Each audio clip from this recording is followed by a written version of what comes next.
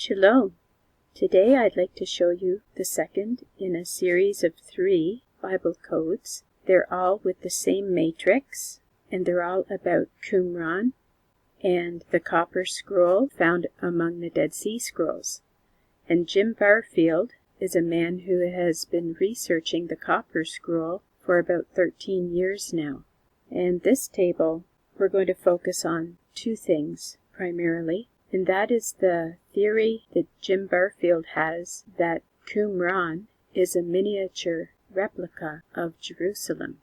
Years ago, Jim was looking at some maps. He was looking for a First Temple map of Jerusalem, and he was struck by the similarity of that map and the shape of Qumran. So, we'll look at the access terms of Qumran and Barfield first. And they are the exact same skip. Here in this red lettering going up is Qumran, and Barfield is in this blue going down. And they're both the exact same skip of 120,699 letters. So this table is going to have scientific and archaeological terms in it, as opposed to the first one that had more general information about the copper scroll and Jim Barfield himself. Now, the word Jerusalem is here in the plain text of Scripture in the purple lettering. Theoretical and speculative. We have the word contour or outline in this gold lettering, and it's spanning across the table. Then we have the word shape or configuration here going down, and it's sharing the resh in Jerusalem. Pattern or template is here.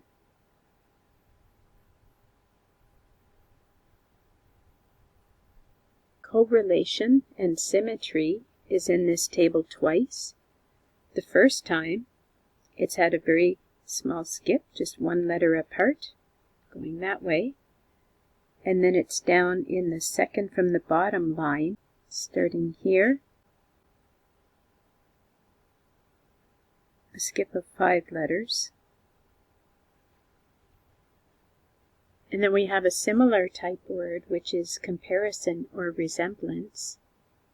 And it's here in the plain text of Scripture at a skip of 1, just like this one was, a skip of 1.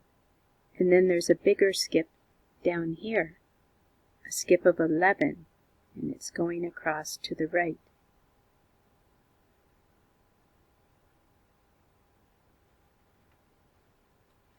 And then another word that's in the exact same line here is synchronous or matching, and it's a skip of 7 letters.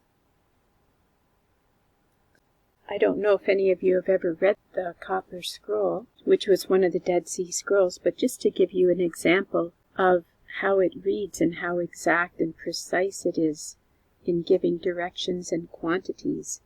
The first column, it says, in the ruin that is in the valley of Achor, under the steps, with the entrance at the east, at a distance of 40 cubits, a strong box of silver and vessels, 17 talents by weight. So it's very exact, telling you where to look and how much you will find.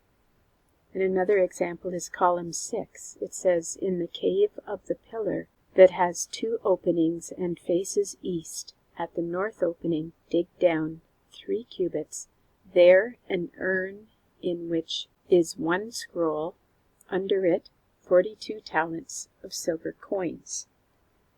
So now the next terms we're going to look at in this table show you different words having to do with measurement and amounts of things. So the first word is survey or measurement, and it's here in the orange going up. Measurement and dimensions is here going up. Same skip as the access terms, it's going vertical. Twice we have the word breadth or width here in the orange, and this one is right in front of Jerusalem. So it's like the breadth and width of Jerusalem. And here it is again in the same line. Estimation or valuing. It tells you how much, what quantity is buried there. Mikvah is an immersion pool where cleansing would be done by the people that lived in this community. And Jim used these mikvahs in Qumran as landmarks to help him know where treasures could be buried. And then we have the word location or pinpointing. So Jim has been able to locate and pinpoint each and every of the 57 locations listed in the copper scroll. Now a few other words we're going to look at. We've got property or possession here, going up. Dehydration shares the yod in property, and it goes across in the green. And the Dead Sea area is a very dry area, and it helps to preserve these ancient artifacts. The word to convince or persuade is here in this mauve, going down diagonal. And Jim has been trying to convince and persuade people about his theory for 13 years. And he's been talking to many people, leaders in Israel, the Sanhedrin, rabbis, and he's getting them to arbitrate and mediate for him. And we have arbitrate or mediate here in the green. Now, if his theory proves to be true, and these precious treasures are found underneath Qumran, it will be amazing and astounding. And here we have the word amazing going down, and crossing over it is the other amazing, which is amazing in and of itself. And once these treasures are found, it will bring confirmation and verification to the Bible and to the Copper Scroll, to the Dead Sea Scrolls, to Israel as a nation. It will be amazing once we find out if this theory is true. Prophecy or prediction, and it's at a skip of 16 letters. Once this treasure is found and restored to the future temple, many prophecies will be fulfilled. One of those prophecies comes from 2 Maccabees. Jeremiah is told to take the temple treasures and to hide them. And Jeremiah says in 2 Maccabees chapter 2, verse 7, that the place shall remain unknown until God gathers his people together again and shows his mercy. Then the Lord will disclose these things, and the glory of the Lord and the cloud will appear, as they were shown in the case of Moses. In conclusion, I just would like to say that most of these terms that are in this Bible code run horizontal, and that means they have very short skips. And any of the words that are running up and down, they are the same skip as the access term.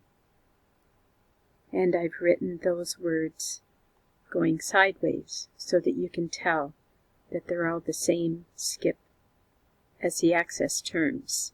And if you folks are interested in learning more about the Copper Scroll project, there is a book by that title written by Shelley Neese, and it's a very interesting read talking about how Jim Barfield has been on this search for 13 years, looking to solve the mystery of the Copper Scroll. Thank you for taking the time to listen. Don't forget to like, share, and subscribe, and feel free to leave a comment. Thank you and shalom.